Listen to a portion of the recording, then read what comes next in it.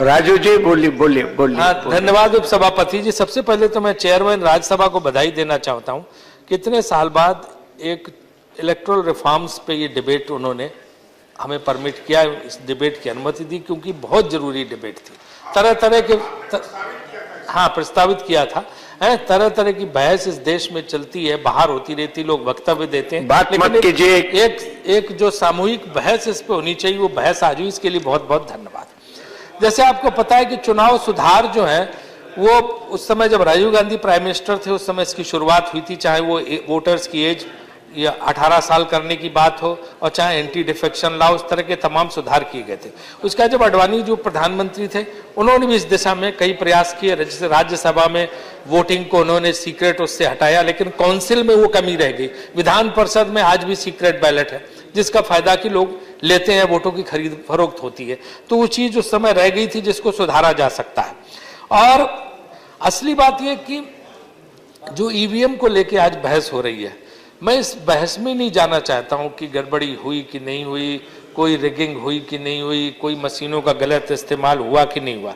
लेकिन आपने अभी तक समझ लिया होगा कि पूरी इस हाउस में मेजॉरिटी पूरी इस बात पे है, इस बात पे सहमत है कि साहब इसमें गड़बड़ है, इसके बारे में जो है पता लगना चाहिए और इसको सुधार करना चाहिए। इस पे तो एक सहमति इतने सारे दलों में है। आप देख लिए विपक्ष में हर विपक्षी दल ने ये बात उठाई, मायावती जी ने बात रखी, सतीश मिश्रा जी ने बहुत डिटेल में इस बात को समझाया वहां पे। तो जब मान्यवर, जब ये एक स्थिति आती है कि अगर राजनीतिक दलों को किसी चीज पे शक है, भले आप ही मान लीजिए कि ठीक है वो कुछ गलत है, गड़बड़ नहीं है, सब कुछ ठीक है, अगर शक है किसी प्रक्रिया पे और चुनाव की प्रक्रिया पे, अगर संशय है चुनाव की प्रक्रिया पे, तो चुनाव आयोग का भी दायित्व बनता है और सरकार का भी दायित्व बनता है कि लोगों की शक और शंका दूर करें। और इसमें तो जो सतीश जी ने बात की कि सुप्रीम कोर्ट ने बोला हुआ है कि आप जो है पेपर ऑडिट ट्रेल सिस्टम लागू करिए, जिसको मैं हिंदी में बोलूंगा ताकि इस देश की जनता भी समझ पाए कि पर्ची निकालो मशीन, उसी मशीन में पर्ची निकालने का सिस्टम, जिसमें आप देख सकें कि आपने जिसको वोट दिया वो सही है कि नहीं, जो सब अलग एक बैलेट बॉक्स में लिखी जा सकती है। तो अगर पर्ची निकालने वाला सिस्टम लगाया जाता है, सबकी संशय दूर हो जाएगी। सुप्रीम कोर्ट ने भी कह दिया, हर दल ये मांग कर रहा, तो वो हो जाए, इससे बढ़िया कुछ नहीं होता है। और जो है अगर जब तक वो नहीं होता है तब तक आप उन जगहों पे जहां मशीनें नहीं लग सकती हैं, आप वहां पे पेपर बैलेट कर दीजिए। अमेरिका, इंग्लैंड सब जगह पेपर बैलेट उन जगह, ताकि शंका ना रहे, लोगों को संशय ना रहे, लोगों के मन में डाउट ना रहे। फिर जो जीतेगा तो लोग मानेंगे हाँ ये बिल्कुल सही जीता। वरना अभी क्या संशय के बादल हो रहे हैं। आप देखो अच्छी खासी जीत का पूरा मजा किरकिरा हो गया ना, पूरा देश आज सुन रहा होगा कि उत्तर प्रदेश में क्या लोगों पे एक क्वेश्चन मार्क तो लग गया ना, प्रश्न लग गया जीत पे, क्योंकि हर देश में इस बात को लेकर पहले दिन से हंगामा चल रहा। तो ये आपके हित में कि आप इसको करिए। और फिर आपके लिए एक प्रॉब्लम क्या होगी चौधरी साहब, आप सब लोगों के लिए एक हो गया कि आप लोग कुछ भी करा सकते हो। ये एक लोगों के अंदर भय व्याप्त हो गया, कुछ भी करा सकते हो, आप लोग बहुत इस मामले में उस्ताद हो। तो ये बात दूर करने के लिए जरूरी है कि आप इसको लागू कराएं, वरना जो है ये उचित नहीं रहेगा। उसके लिए सिंपल क्या है, जो 1988 का पीपुल्स रिप्रेजेंटेटिव एक्ट है उसकी 61A क्लास में सिर्फ अमेंडमेंट करने की जरूरत है। उसमें दोनों ये प्रोविजन आप डाल सकते हैं, क्योंकि इसकी शुरुआत कोई हम लोगों ने नहीं की। 1971 में जब इंदिरा गांधी जीती, त्रिपाठी जी यहाँ बैठे बताएंगे, तो उस समय के जनसंघ ने बड़ा जोरदार ढंग से आरोप लगाया कि मास्को से स्याही आई थी और उस स्याही से सब बदल जाता था। उसमें जो है वो स्याही जो है वो गाय बछड़े पर लग जाती थी, है, और जबकि वोट दूसरे को जाता। तो ये बात उस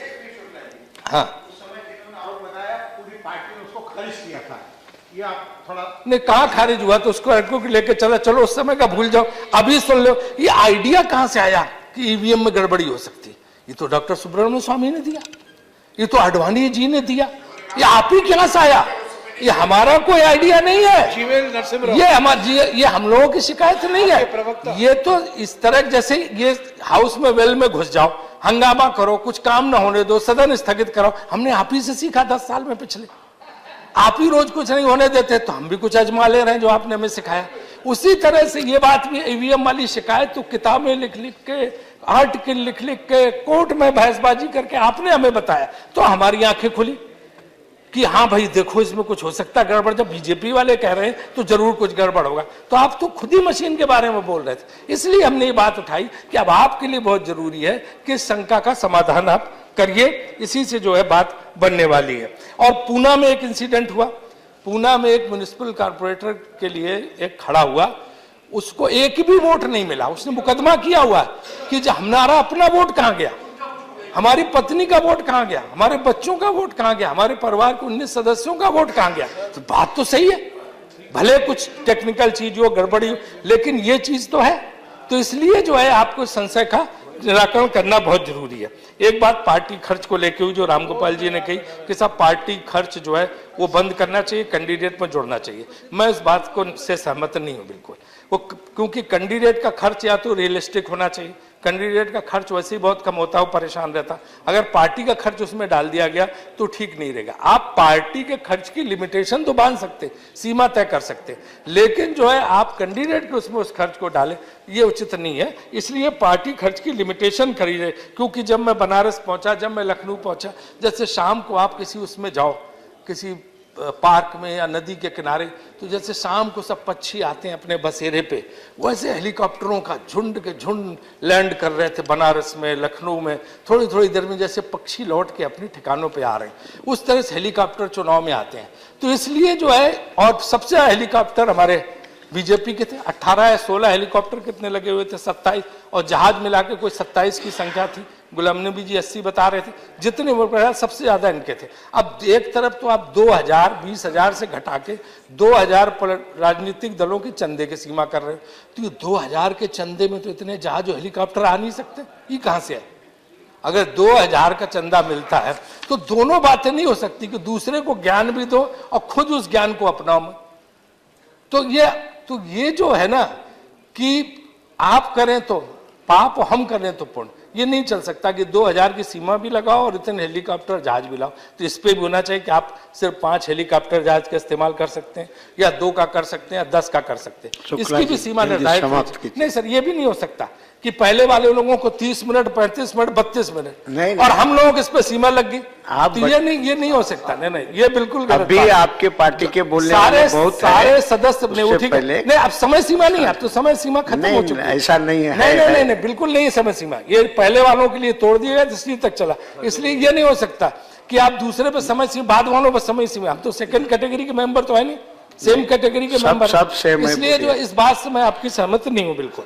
वहां पे ये टेलेंडर है, हाँ, वो ओपनिंग बैट्समैन, टेलेंडर ही छक्के और चौके ज्यादा लगाता है, मैच भी जिताता है। वहां पे एक भूपेंद्र जी ने जो वोटर लिस्ट में सुधार की बात रखी थी, छक्के 1 मिनट में और सेकंड में हो जाता है। हाँ, लेकिन कई बार लंबा सेंचुरी बना देते टेलेंडर। कभी खेला नहीं है सर। हाँ, इन्होंने ही खेला। बस इस देश में जो कुछ है सब जयराम जी ने किया, बाकी किसी ने कुछ किया ही नहीं है। तो दूसरे जो है वोटर लिस्ट के सुधार, वोटर लिस्ट की सुधार की बात एकदम सही है। मैं भूपेंद्र जी से सहमत हूं कि वोटर लिस्ट में बड़ी गड़बड़ियां होती हैं, कई नाम कट जाते हैं, इसलिए उसके लिए कोई स्थायी जो है इंतजाम करना चाहिए।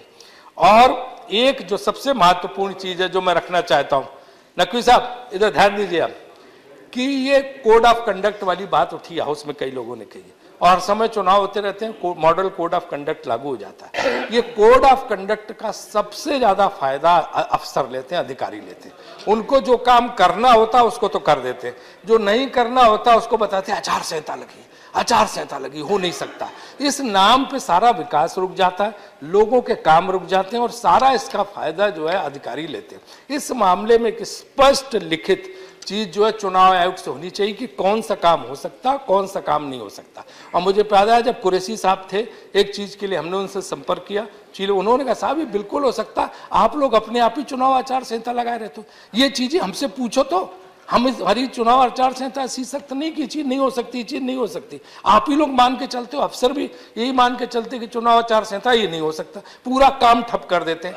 तो इसलिए चुनाव आचार संहिता जो है इलेक्शन कमीशन डिटेल में बनाए कि क्या क्या हो सकता, क्या नहीं हो सकता, वेबसाइट पे पढ़िए, लोगों को पता हो, ताकि काम न रोके। चौधरी साहब ये जरूर कराए कि चुनाव आचार संहिता मॉडल कोड ऑफ कंडक्ट में क्या प्रोविजन है, क्या हो सकता, क्या नहीं हो सकता, ताकि ब्यूरोक्रेट्स इसका दुरुपयोग न कर सके, और जो काम हो सकते हैं बिल्कुल हो, काम ठप न हो और एकदम से सब कुछ रुक न जाए। दूसरे ही की एक चल रही है आजकल सुप्रीम कोर्ट में भी चल रहा है, जिसमें इलेक्शन के जो अपराधियों के जिनके खिलाफ अपराध के मामले हैं उन पे आजीवन प्रतिबंध लग जाए। मेरा मानना है कि इसका कहीं दुरुपयोग न शुरू हो जाए, एक आदमी जिंदगी भर के लिए उसका रास्ता बंद हो जाए। कई बार कई जगह लोग केस करा देते हैं, फंसा देते हैं लोगों को, और उसके बाद जो कोई ऐसा मुख्यमंत्री हो कि जो पूरा जिसका बिल्कुल ऐसा चल रहा हो कि जैसे तानाशाही वाला, और वो उसने किसी को अगर फंसा दिया तो उसका तो आजीवन के लिए गया। इस पे सोच लो। ये कहने में बड़ा अच्छा लगता है, मीडियाबाजी में बड़ा अच्छा लगता है, भाषण देने में बड़ा अच्छा लगता है, लेकिन सोच लीजिए कि इस पे जो है ये आजीवन प्रतिबंध लगाना कितना उचित होगा, कितना नहीं होगा। इस पे बहस हो जाए तब इसको जो है आगे चुनाव आयोग ने भी लिख के दे दिया। तो इसलिए जो इस पे सोच के हमें आगे बढ़ना चाहिए। एक चीज और है, जब इतनी सारी बातें हुई थी तो एग्जिट पोल पे तो प्रतिबंध लगा रखा है उन्होंने कि exit poll last date of election के पहले नहीं आ सकता। ठीक बात भी है, नहीं देना चाहिए, फेजेज के इलेक्शन होते हैं तमाम चरणों में। लेकिन सबसे अगर वोटर को कोई प्रभावित करता है तो ओपिनियन पोल्स करते हैं, और ओपिनियन पोल्स पे कोई रोक नहीं, लगातार आते रहते हैं। चुनाव के वक्त भी आते रहते, चुनाव से थोड़ा पहले भी आते रहते, माहौल बनाने के लिए आते रहते, और ओपिनियन पोल मैनेज किए जा रहे हैं आजकल। ओपिनियन पोल को जो है कैसे किससे कराना, क्योंकि सब प्राइवेट एजेंसी है, कोई भी खोल लेता है, और कैसे भी आप कैसा ओपिनियन पोल ले लो, वो ओपिनियन पोल बेचने के लिए घूम रहे हैं और आप ले लीजिए ओपिनियन पोल। इसलिए जो ओपिनियन पोल पर प्रतिबंध लग रहा है कि जहां चुनाव हो 4 महीने पहले, 3 महीने पहले या 6 महीने पहले ये सीमा बनाए, उसके पहले चुनाव से पहले कोई ओपिनियन पोल नहीं आएगा। ओपिनियन पोल पर रोकनी चाहिए, एग्जिट पोल से कोई फर्क नहीं पड़ता। एग्जिट पोल अगर बाद में आता है तब तक पोलिंग हो चुकी होती है, इसलिए ये देखने की जरूरत है। तो लास्ट पॉइंट है, ये चीज सोचने की है कि अगर एक जगह एक व्यक्ति को 1 लाख 1 वोट मिला और दूसरे को 1 लाख मिला, 1 वोट से 1 लाख 1 वाला जीत गया, अब उस क्षेत्र का कौन असली प्रतिनिधि है, ये बात बताइए। 1 लाख वोट जिसको मिला वो तो बेचारा कुछ नहीं रह गया, घर में बैठा, उसका सब रास्ता बंद हो गया। और 1 लाख 1 वोट जिसको मिला वो एमएलए भी बन गया, एमपी भी बन गया और मिनिस्टर भी बन गया। तो ये चीज भी एक बहुत बड़ा प्रश्न है जो हवा में मैं उछाल रहा हूं, और इसको भी ध्यान देना चाहिए। बहुत बहुत धन्यवाद। धन्यवाद।